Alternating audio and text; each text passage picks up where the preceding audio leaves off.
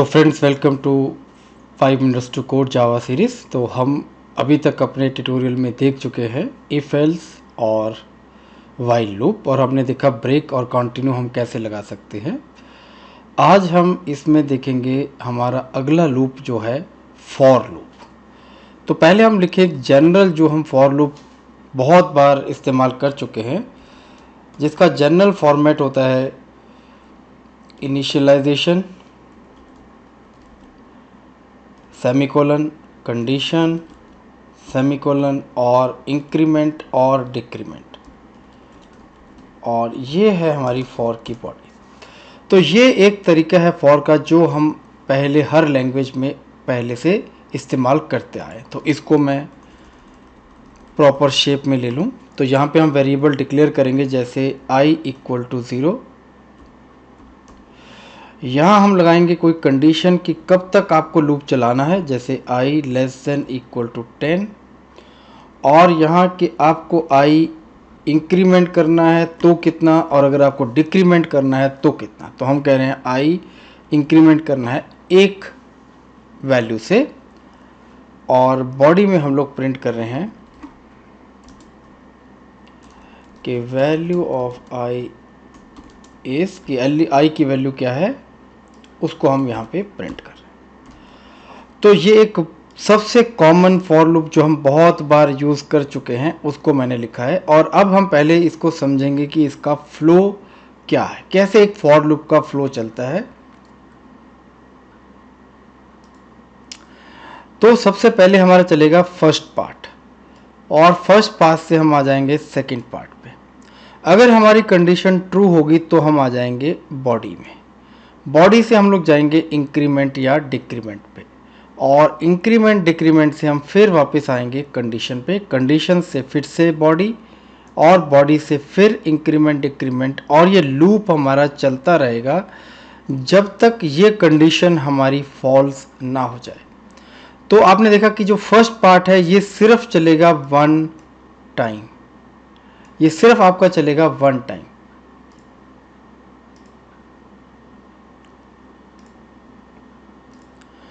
और उसके बाद ये सर्कल चलता रहेगा जब तक ये कंडीशन हमारी फॉल्स नहीं हो जाती। तो इसको हम रन करके चेक करें।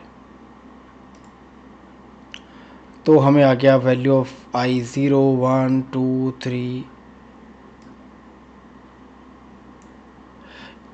हमारा जो लास्ट पॉइंट है वो है i इक्वल टू 10, और उस पर हमारा लूप ब्रेक हो गया।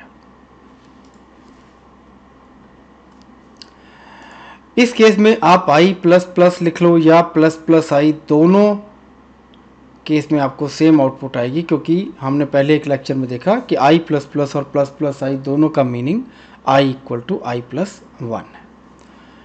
तो हमने एक बेसिक फॉर लूप चलाया और उसकी आउटपुट देख ली। अगर हमें प्रिंट करना हो 10 से 1, तो सेम वाइल की तरह हम यहाँ चेंज करेंगे i equal to 10, i greater than 0 और i माइनस माइनस, और हम इसको रन कर लें।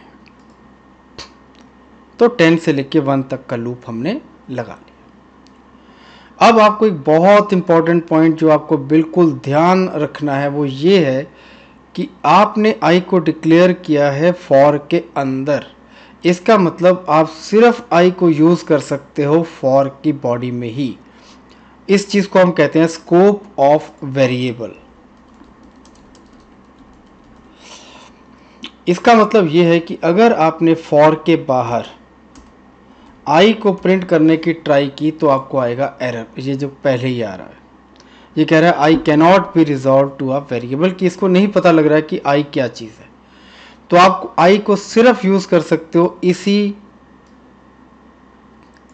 पैरेंथेसिस के अंदर, इसके बाहर कहीं भी i को यूज़ नहीं कर सकते। तो ये सबसे इंपॉर्टेंट पॉइंट है हमारा फॉर लूप को लेके। दूसरा इंपॉर्टेंट पॉइंट ये है कि अगर हम इस फॉर लूप के बाद सेमीकोलन लगा दें तो इससे हमारे लूप को क्या फ़र्क पड़ेगा। और बहुत से लोग इस चीज़ को कभी करेक्टली बता नहीं पाते कि अगर हम यहाँ सेमीकोलन लगा रहे हैं तो हमारी आउटपुट में क्या चेंज आएगा। आप भी पहले एक बार सब लोग गेस कर लीजिए कि क्या इस सेमीकोलन लगाने से प्रोग्राम में क्या फ़र्क पड़ेगा। तो सबसे पहले आप देखिए कि इमीडिएटली सेमीकोलन लगाने से आपको यहाँ एरर आ गया और ये कह रहा है कि I can not be resolve to a variable, कि इसको नहीं पता लग रहा कि आई क्या चीज़ है। इसका मतलब ये लाइन शायद अब फॉर के साथ नहीं है, क्योंकि अगर ये लाइन फॉर के साथ होती तो उसमें हमें आई अवेलेबल है।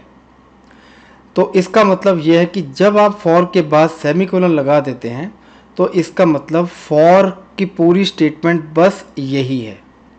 ये जो ब्रैकेट है ये अब फॉर के साथ है ही नहीं। इसका मतलब अगर मैं यहाँ आई नहीं लगाऊं तो हमारे प्रोग्राम में कोई भी एरर नहीं है। और हमें ये कितनी बार प्रिंट आएगा, ये आपको प्रिंट आएगा एक बार, और वो प्रिंट आएगा इस लूप के ख़त्म होने के बाद। तो ये आपको प्रिंट आया एक बार और ये आपको प्रिंट आएगा इस लूप के ख़त्म होने के बाद। और अगर हम ये देखना चाहते हैं कि यहाँ पे आई की क्या वैल्यू आएगी, तो हम ये आई अब इसके अंदर नहीं इनिशियलाइज कर सकते, तो हम इसको फॉर से बाहर कर लेंगे।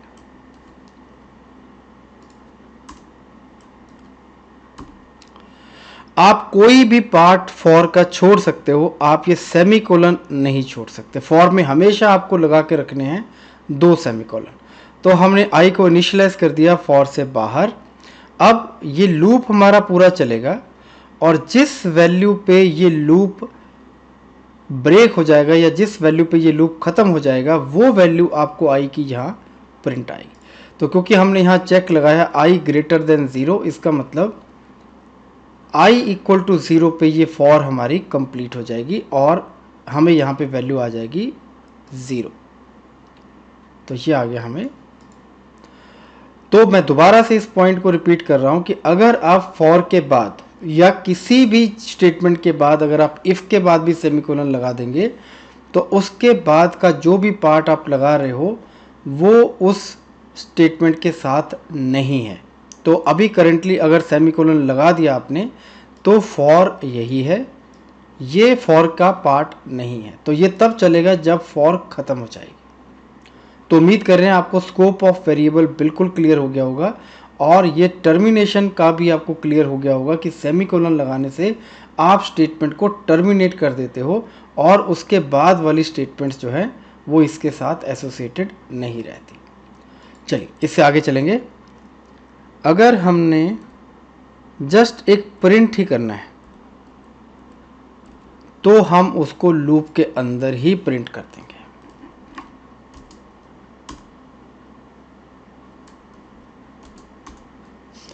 हम यही लिख देंगे आई माइनस माइनस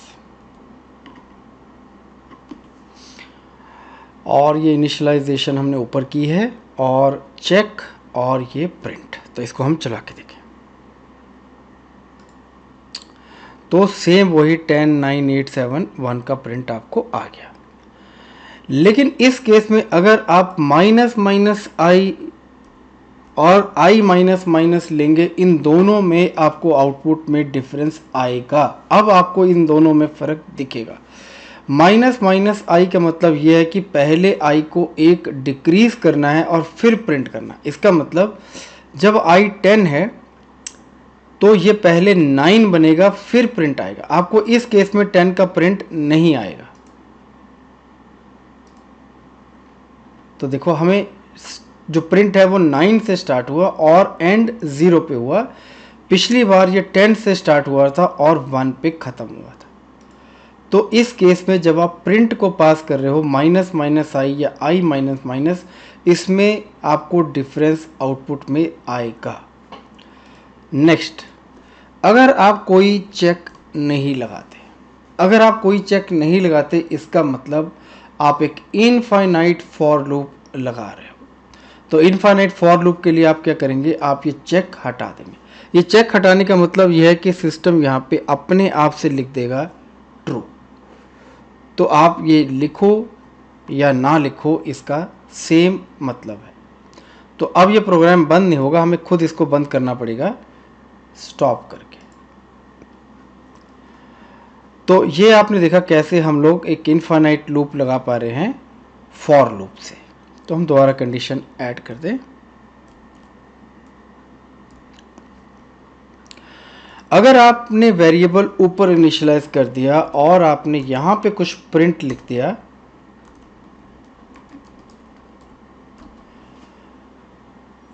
इससे क्या फर्क पड़ेगा? हम फर्स्ट पार्ट या थर्ड पार्ट इसमें कुछ भी लिख सकते हैं, सिर्फ जो इंपॉर्टेंट पार्ट है वो है सेकंड पार्ट से हमें हमेशा ट्रू या फॉल्स आना ज़रूरी है।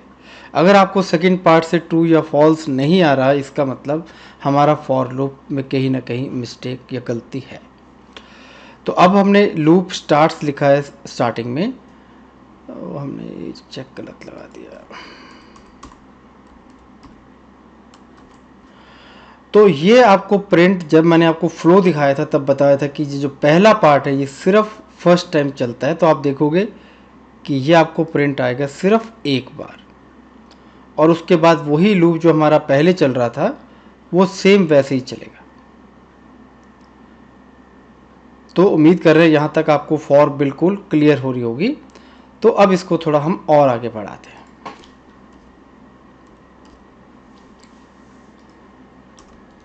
आप फॉर में डिक्लेयर कर सकते हो मल्टीपल वेरिएबल भी, हम आई भी डिक्लेयर कर सकते हैं, जे भी डिक्लेयर कर सकते हैं, और लास्ट पार्ट में भी हम दो स्टेटमेंट प्रिंट कर सकते हैं,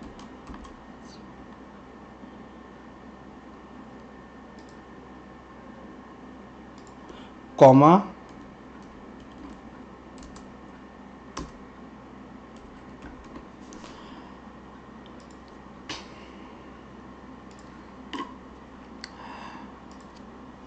तो दोबारा से देखें, पहले हम लोग इनिशियलाइज कर रहे थे एक ही वेरिएबल, इस बार हमने किए हैं दो वेरिएबल, और आप लास्ट पार्ट में भी प्रिंट कर सकते हो दो स्टेटमेंट्स।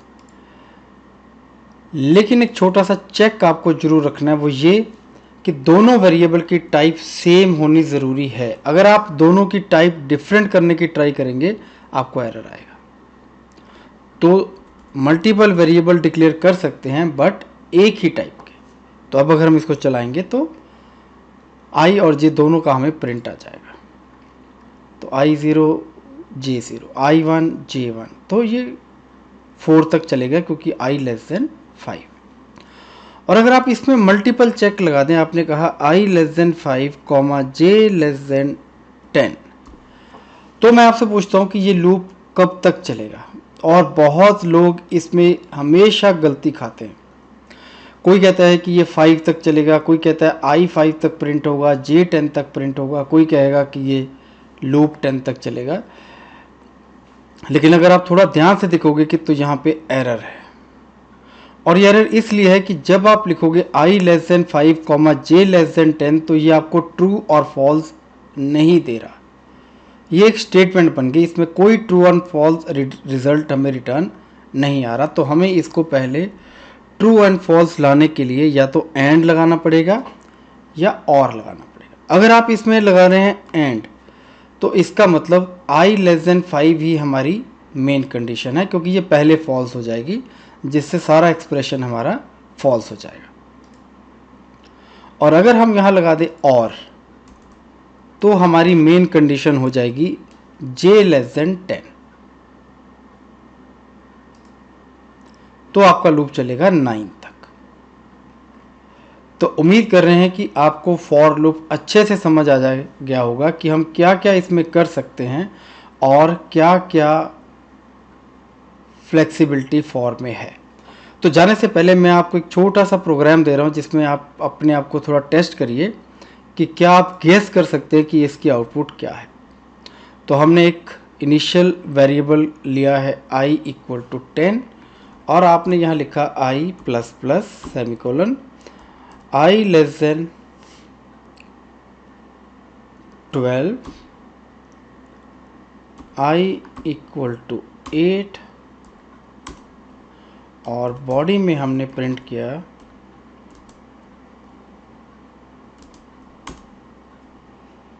I plus plus. तो आप इसका गेस करें पहले कि क्या आउटपुट आपकी आएगी और फिर आप इस प्रोग्राम को रन करें। इसमें हमने चेंज ये किया है कि जो इंक्रीमेंट डिक्रीमेंट हम थर्ड पार्ट में करते थे उसको हमने फर्स्ट में किया है, और जो इनिशियलाइजेशन जनरली आप पहले पार्ट में करते थे उसको थर्ड पार्ट में किया है। तो आप पहले इसका आउटपुट खुद गेस करें और फिर इस प्रोग्राम को रन करें। तो उम्मीद करें कि आपको अच्छा लगा होगा ये 4 पे हमारा नया लेक्चर।